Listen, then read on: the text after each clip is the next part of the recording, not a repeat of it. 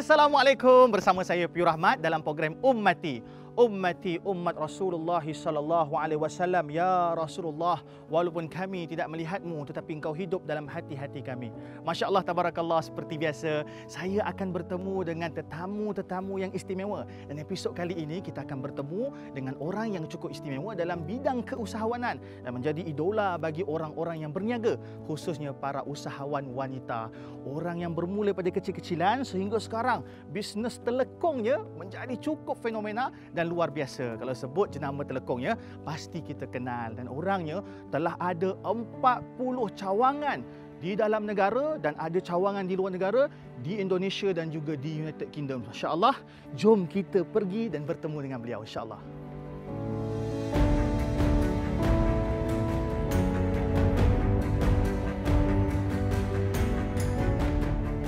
Assalamualaikum, Puan Fazilah. Waalaikumsalam, Ustaz. Ya, saya Puan. Masya Allah. Puan sihat? Alhamdulillah. Ustaz apa khabar? Makin sihat. Masya Allah. Tabarakallah, tuan-tuan dan puan. Inilah tetamu undangan kita, tetamu istimewa kita. Puan Fazilah merupakan pengasas bagi Telekong Siti Khadijah. Masya Allah. Terima kasih Puan sudi terima kami. Okey, sama-sama Tuan. Saya juga ucap terima kasihlah kerana sudi datang. Allah, kebanggaan dan kesyukuran bagi kami boleh jadi tamu Puan. Masya Allah. Sama-sama lah kita. Puan nak cerita sikit lah kan. Okay. Emak saya penyokong tegar, peminat tegar bagi Telekong Siti Khadijah. Okay. Pernah dia paksa saya beli. Tapi bukan paksa tu, maksudnya, bang belilah bang. Macam tu, jadi saya pergi beli, Alhamdulillah. Berapa Ustaz beli tu? Satu ke dua? Satu je. Satu Sebab je. mak seorang je. Nanti untuk dia pakai untuk tahun depan ke? Okey. Beli lagi. Mak yang demand kan? Tapi demand yang baik Ustaz, tak apa. Betul, insya-Allah. Hibur ke hati ibu kan? Betul. Hibur ke hati ibu tu salah satu kebaikan ataupun pahala. Puan, orang nak tahu sekarang ni perkembangan Telekong Siti Khadijah, syarikat tu sendiri. Seperti biasalah perniagaan ni kan ada turun naiknya. Biasa. Alhamdulillah Allah masih lagi memberi rezeki Syukur. kepada kami di tim Siti Khadijah yang ramai ni. Betul, Kita ada 300 lebih orang staff. Wow, 300? Ya, termasuklah ibu-ibu tunggal, yang baru graduate, yang tak ada kerja kan. Seperti biasalah kami mengeluarkan produk baru. Setiap 3 bulan ada produk baru yang kita keluarkan untuk kami mengutamakan beli hadiah. Kita keluarkan produk-produk yang banyak tu untuk disedekahkan, untuk mengembirakan orang lain. Orang lain gembira, orang lain bahagia, kita pun bahagia kan Ustaz? Dan mereka doakan kita. Betul. Saya suka kata-kata Nabi SAW tentang memberi hadiah. Nabi kata siapa yang tanda kasih, tanda cinta, menghadiahkan sesuatu kepada saudaranya. Tanda kita suka pada orang tu. Yang terbaik lah. Yang terbaik lah. Betul. Masya Allah. Jadi Puan, tadi perkembangan Siti Khadijah. Perkembangan diri Puan sekarang ni mungkin banyak bekerja di rumah ke ataupun banyak pergi ke syarikat, macam mana Puan? Saya ni alhamdulillah lah, anak saya ada 4 orang bersama saya. Cucu-cucu? Bukan 4 orang bersama saya, anak saya 6 orang lelaki. Subhanallah. Semua lelaki. Semua lelaki? Tapi 4 orang bersama saya di dalam syarikat. Baik. Mereka ni dah ada sebagai pelapis saya dah didik sikit-sikit. Saya dah mula menyerahkan tugas-tugas saya lah. Dan saya balik kepada tugas hakiki saya yang utama dulu sebagai suri rumah. Jadi saya ni sekarang anak datang rumah ke, cucu datang rumah main-main, sonoklah macam tu, menghiburkan hari-hari tua kita kan. Puan, cantik rumah Puan ya, Masya-Allah. Alhamdulillah. Ni luar cantik ni. Luar cantik Ustaz. Dalam tak tentu lagi. Kalau dah lama kita kat luar ni Ustaz, dah panas-panas ni, jomlah kita masuk. Boleh Puan Kita minum-minum sikit ya. Baik, selamat insya-Allah. Dah buat-buat tak tahu nak jual kat siapa. Dah nak jual kat travel agent semua dia tak nak sebab dia kata nak bagi kat jemaah umrah dia mesti nak yang se-eksklusif macam Telekong yang saya persembahkan pada dia orang tu kan. Memang orang kata bukan satu kerja yang mudah, dengan mindset yang kita kena betulkan, cara kerja yang kita kena betulkan adalah satu tugas yang sangat mencabarlah.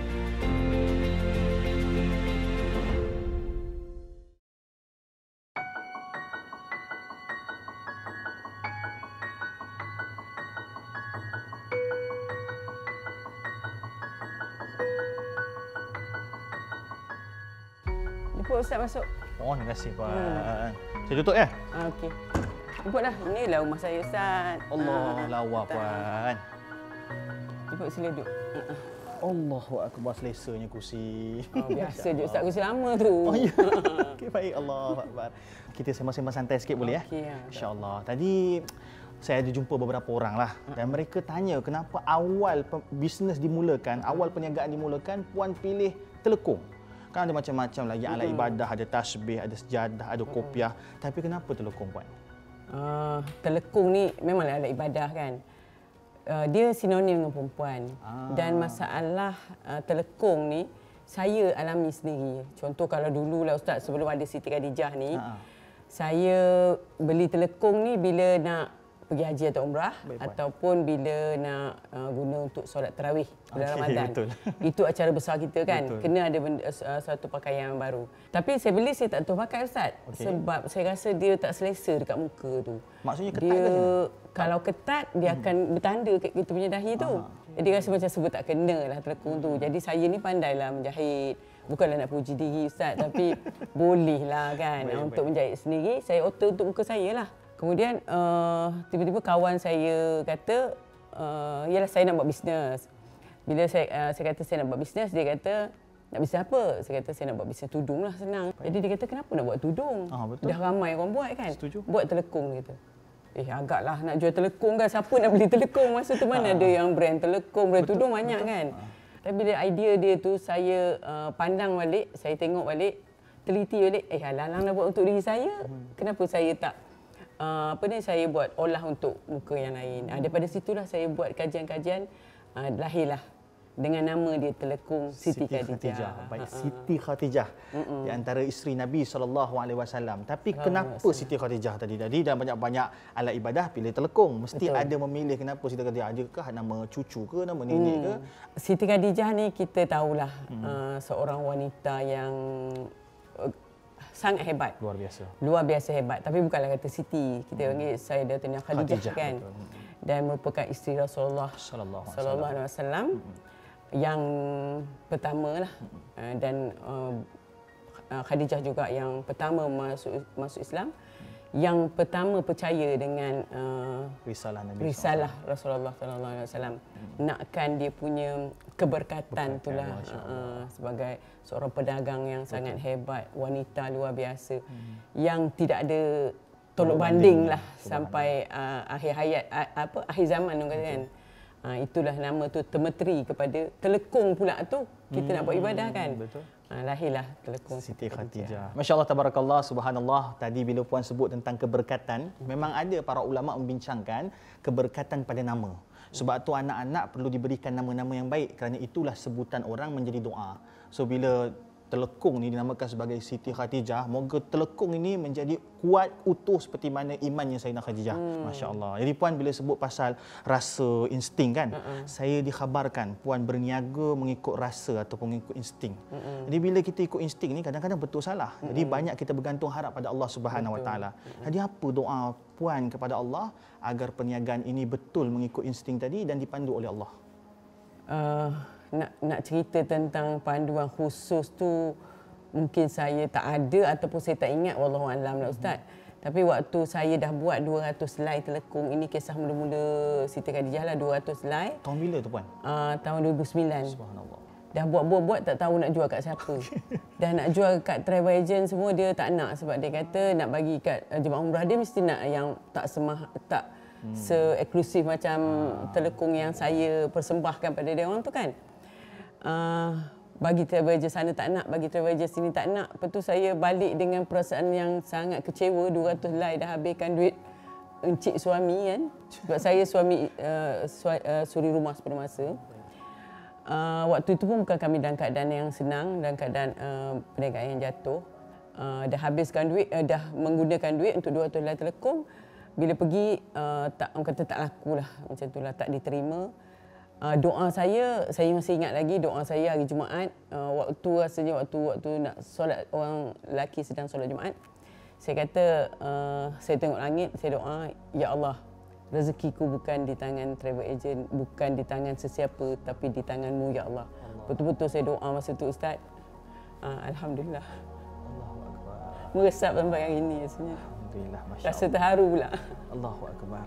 Dan Nabi SAW bersabda bahawa pada waktu Jumaat itu, hari Jumaat itu ada waktu-waktu yang dimakbulkan doa. Maka sebab itulah pada hari Jumaat tu banyakkan selawat, banyakkan berdoa sebab kita tak tahu bila doa kita diangkat oleh Allah Subhanahu Wa Taala. Subhanallah.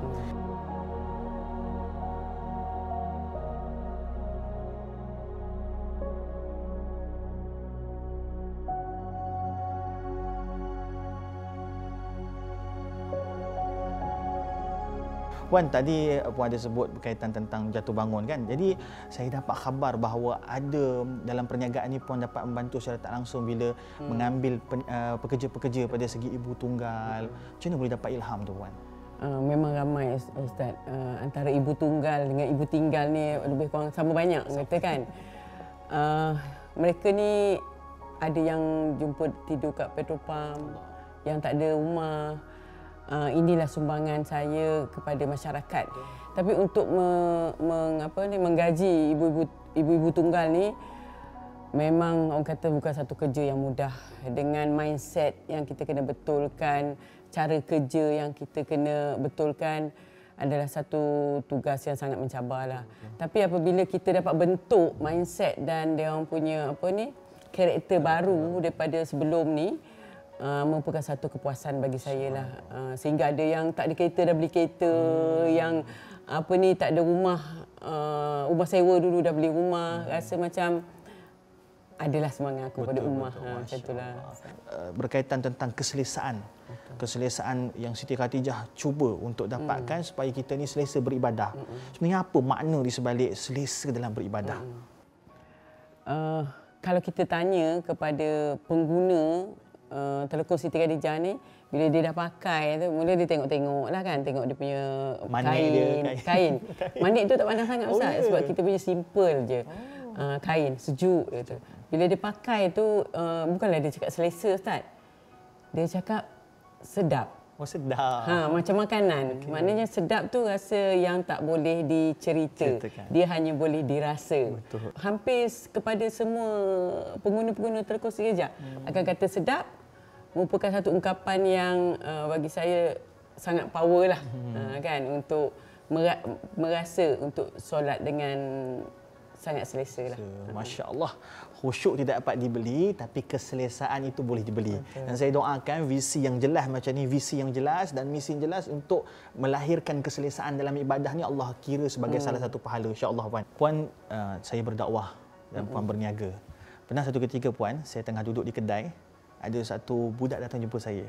Dia kata, Ustaz ingat saya tak?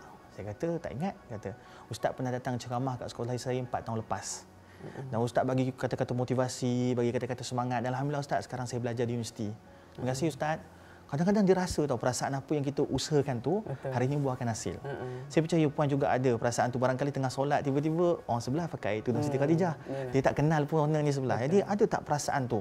Bila apa yang kita usahakan dengan jerit payah, subhanallah hari ini berhasil. Dah tentulah Ustaz. Bila kita buat sesuatu ni, yang buat memang kerana Allah.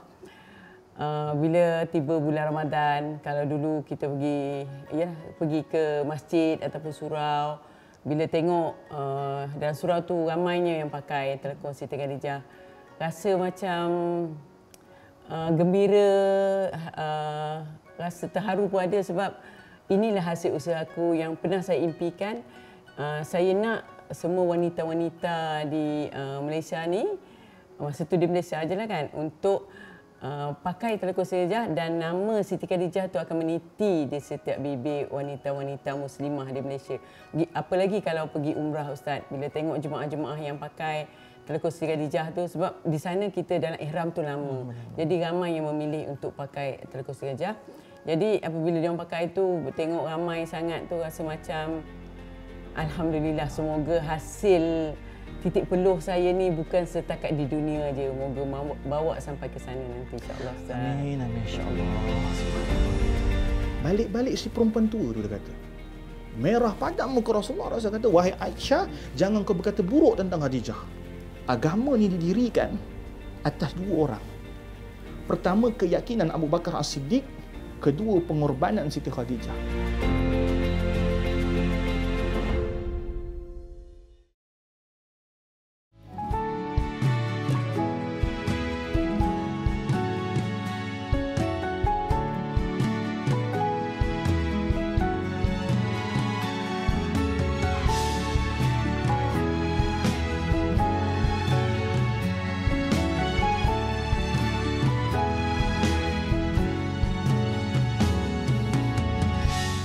Masya Allah, tabarakallah. Tadi Puan ada kongsikan cerita berkaitan tentang kenapa memilih nama Siti Khadijah. Ada satu kualiti yang para ulama sebut tentang Siti Khadijah ni berkaitan tentang kecekalan dan ketabahan beliau dalam fasa awal Islam ini baru nak berkembang. Saya teringat masa tu Nabi SAW pergi pembukaan kota Mekah, Fathul Mekah. Kira Puan, kalau kita sebut Nabi dah berjaya balik dapat tawan Fathul Mekah ni, kira kejayaan paling besar. Saya percaya Puan pun ada, mungkin kita letak kita punya KPI kita macam ni, dan bila berjaya tu kita rasa syukur, gembira. Dan Nabi antara KPI ataupun kita kata letak sebagai kita punya satu benchmark, Nabi dapat balik kota Mekah tu, itu adalah satu penanda bahawa Islam dah menang. Dan subhanallah, Nabi SAW bila dapat masuk Fathul Mekah, antara perkara yang Nabi buat selepas Nabi menghancurkan berhala, Nabi pergi kembali ke kubur ataupun makam Siti Khadijah. Dan ketika itu Rasulullah borak-borak, seolah kita kata memberi luahan perasaan. Apa kata Rasulullah pada Siti Khadijah di hadapan makamnya? Rasulullah kata apa? Sadaqti ya Khadijah, sadaqti ya Khadijah. Engkau benar wahai Khadijah, engkau benar wahai Khadijah. Apa maksud benar tu Puan? Subhanallah. Rupanya masa Khadijah baring, Rasulullah nampak Khadijah dan Rasulullah berbual-bual dengan Khadijah. Apa kata Khadijah? Wahai Rasulullah, aku nak pergi. Yang ni aku nak meninggal dunia. Dan percayalah wahai Rasulullah, tak kala aku pergi meninggalkan kau, ujian semakin kuat. Dan kau sabarlah, kau terus tetaplah dalam agama Allah ni, dan Allah akan menangkan agama ni. Subhanallah. Seolah-olah macam ada jaminan. Ada jaminan. Subhanallah. Subhanallah, maksudnya Khadijah ni punya keyakinan tinggi pada agama ni. Dan keyakinan dia pada suami dia. Nah hari ini, subhanallah, Rasulullah berada di puncak bila Rasulullah dapat kembali mengambil Mekah. Dan subhanallah, Rasul sedih. Sebab apa? Khadijah tak mampu kecap kejayaan ni. Dan dalam banyak-banyak isteri Rasulullah, hanya Khadijah yang tak dapat fasa menang, fasa senang. Sebab tu Rasulullah sayang sangat Khadijah. Berkorban. Kadang-kadang kita ada isteri nombor 2, nombor 3, kita lupa isteri nombor 1 tu ada masa susah.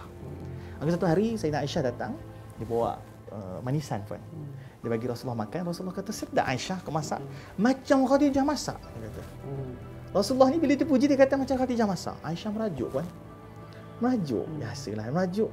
Balik-balik si perempuan tua tu, dia kata. Merah padam muka Rasulullah. Rasulullah kata, wahai Aisyah, jangan kau berkata buruk tentang Khadijah. Masa tu Aisyah tahu yang Rasulullah biasanya kalau dia merajuk, biasa Rasulullah akan pujuk. Tapi kali ini Rasulullah tak pujuk sebab dia dah melampau batas. Siapa dia? Yang Aisyah dah melampau batas sebab Aisyah berkata buruk tentang orang yang pergi. Apa kata Rasulullah? Subhanallah. Wahai Aisyah, jangan kau berkata buruk tentang Khadijah sebab Khadijah ni ada bersama aku tak kalau orang lain meninggalkan aku. Wahai Aisyah, engkau jangan berkata buruk tentang Khadijah sebab Khadijah ni dia memberikan segala hartanya untuk agama Allah. Wahai Aisyah, engkau jangan cakap buruk tentang Khadijah sebab Khadijah lah ini yang melahirkan anak-anak aku. Wahai Aisyah, engkau jangan berkata buruk tentang Khadijah sedangkan dia memberi segalanya untuk Allah dan Rasul. Ini yang kita nampak kualiti pada Siti Khadijah. Yang dia ni hartawan, dia ni jutawan, kaya.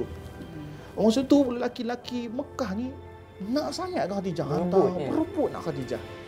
Dan tiba-tiba dia pilih Rasulullah SAW dan dia habiskan harta dia, jiwa dia, kemegahan dia, kebesaran dia untuk agama. Yang ini barangkali kita tak mampu sebab barangkali bila kita berada dekat tempat yang senang, kita susah nak menyusahkan diri kita kembali, bahkan untuk agama. Sebab tu para ulama sebut agama ni didirikan atas 2 orang. Pertama, keyakinan Abu Bakar As-Siddiq. Kedua, pengorbanan Siti Khadijah. Tak kala seluruh orang kata Abu Bakar As-Siddiq, kata Abu Bakar kau ni gila sebab percaya Muhammad, tapi Abu Bakar yakin dengan Rasulullah. Dan tak kala orang rasa gilanya Khadijah, dia duduk dekat tempat mewah, tiba-tiba dia habiskan harta untuk agama ni, tapi tetap Khadijah kekal teguh bersama Rasulullah sallallahu alaihi wasallam. Dan saya doakan insya-Allah Puan juga teguh insya-Allah dalam menjalani agama ni sebab penuh ranjau dan penuh liku dalam kita nak dirikan agama ni. Visi dan misi Puan insya-Allah Allah pandang. Dan satu ketika masa tu Rasulullah dah dapat wahyu, Rasulullah dah mula beritahu kepada orang Quraisy bahawa Rasulullah ni adalah seorang nabi, seorang Rasulullah.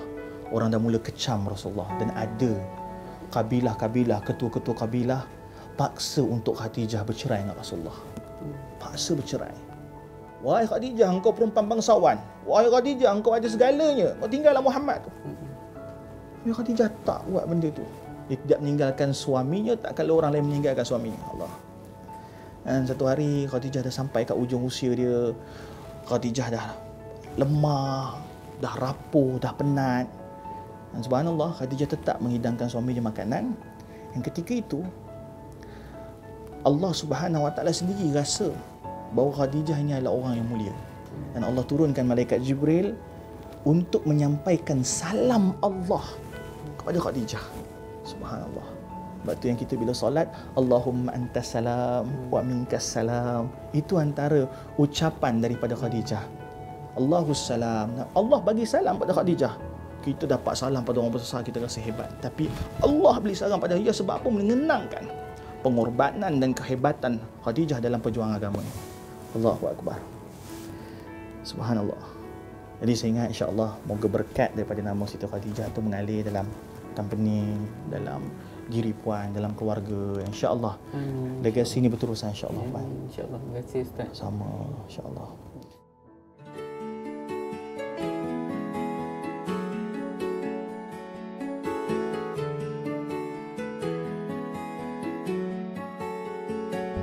Bukanlah kata tak bersyukur kan, tapi dalam perjuangan ni sangat penat, sangat perit. Kata-kata semangat daripada Rasulullah yang saya dampakan. Bukan satu laluan yang mudah. Ini adalah laluan yang sukar, bukan sekadar perniagaan, tetapi memberi manfaat pada umat.